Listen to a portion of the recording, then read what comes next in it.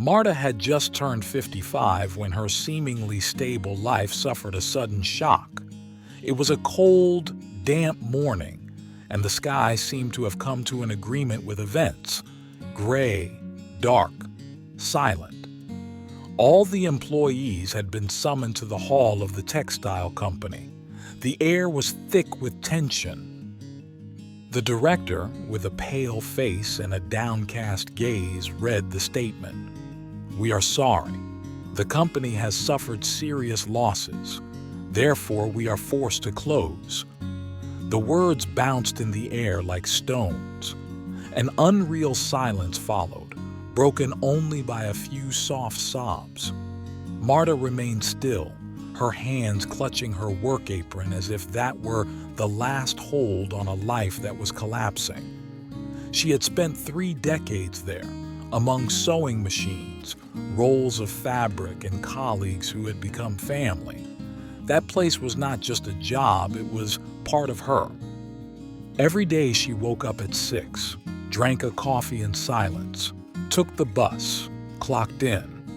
Similar days, but never identical, made of hard work, dedication, and small moments of joy, all to ensure a dignified life for her daughter, Ilaria, who grew up without a father, but with all the love possible. Before continuing, subscribe to our channel and activate the bell so you don't miss any of our stories. Back home, Marta sat in the kitchen, staring at the still steaming cup. The silence seemed deafening to her. The furniture bore the marks of years of saving, repairs, and compromises. Every object spoke of sacrifices. Every corner spoke of a woman who had never backed down. But now she no longer knew where to begin. The work was finished, the savings were few, and a feeling of confusion and loneliness was making its way inside her. That evening, the phone rang. It was Ilaria. Her daughter's voice came like a hug. "Mom, you can't stay there alone. You need a change of scenery. Come to me for a bit." Marta wasn't used to asking for help. She had always gritted her teeth, but this time she needed someone to take care of her. She took a small suitcase, tidied up the house with slow gestures, and got on a train, leaving 30 years of life behind her. The arrival was a shock. The city, with its frenetic pace and indifferent faces, seemed like a labyrinth with no exit. But when she saw Ilaria at the station with shining eyes and a smile as big as her heart, everything else vanished. Her daughter's house was small but full of warmth. Every evening they talked, drank herbal teas, confided in each other like two friends. Ilaria worked in the fashion world between sketches and fabrics, and one day, looking at her mother's hands, she said, "You know, no one sews like you. Why don't you try to make something of your own?" Marta shook her head. "I'm almost 60, Ilaria. You don't start a new life at this age." But Ilaria looked her straight in the eyes. "You have a gift, Mom, and as long as there's passion, there's always a new beginning." Those words dug deep. When she returned, Marta opened her old closet. Dust, forgotten boxes, scattered threads and buttons, and in a corner, her old sewing machine. She touched it with a trembling hand. Then she began to put everything away. She cleaned, tidied up, put a vase of flowers on the table. That room began to breathe again, and so did she. Ilaria, with her creativity, helped her prepare some flyers.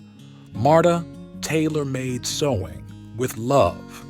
Marta handed them out on foot, one by one, smiling shyly, her heart beating fast. The first few days were hard. No one called. Every evening she sat by the window looking out at the deserted street, until one day her first customer arrived. A middle-aged woman with a dress to be fixed. Marta treated it like a formal dress, with care and attention. When the customer returned and saw the result, her eyes shone. "You have golden hands. I'll advertise you." From there, slowly, word of mouth took its course. A hem, a zipper, a lining. Every little job was a challenge and a joy. Marta sewed while listening to music, often until late, rediscovering a passion she had forgotten. Then something happened that changed everything. A young girl, Lucia, entered the workshop with a dress in her hands and hope in her eyes. "I'm getting married in 2 months. This was my mother's. Could you adapt it for me?" Marta looked at her, amazed. "I've never sewn wedding dresses, but we can try," she replied enthusiastically. It was the beginning of an adventure.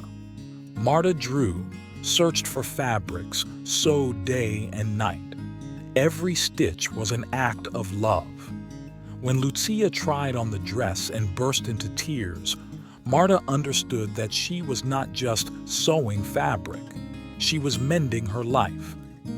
Lucia spoke to other friends. The requests began to increase. Brides, mothers, daughters, each with a story, a dream, an emotion. Marta listened, drew, created. Every dress was different. Every face in the end was filled with gratitude. The laboratory became a small world. New mirrors, light curtains, a comfortable chair for those waiting, fresh flowers on the windowsill. Marta had created a place where people felt at home, and inside herself, she felt something she thought was lost blossoming again. Ilaria, seeing her mother's happiness, made a courageous choice, quit her job and came back to help her. She brought with her new ideas, a modern look, enthusiasm. Marta taught her the secrets of the trade, and Ilaria showed her new ways to innovate. They worked together, laughed, discussed things. They were closer than ever. Clients came from far away. Some came back just to say hello, to tell how the wedding had gone, to show a photo. Marta saved every thank you note, every dried rose, every shared tear. One day, while she was arranging the fabric scraps, Marta stopped in front of the window. The sun was filtering through the curtains and the scent of spring entered the room. She looked at the laboratory full of life, at her daughter taking the measurements of a new client, and smiled. She had lost everything, but in reality she had found herself. She had lost a job, but she had found a vocation. She had discovered that the end of something can only be the beginning of a bigger story. And every time a bride walked out of her door with shining eyes, Marta understood that in her hands there was not only a needle, there was an invisible thread that united hearts, sewing together dreams and hopes. Did you like this story? Leave a comment below. Thanks for watching the video till the end, and see you next story.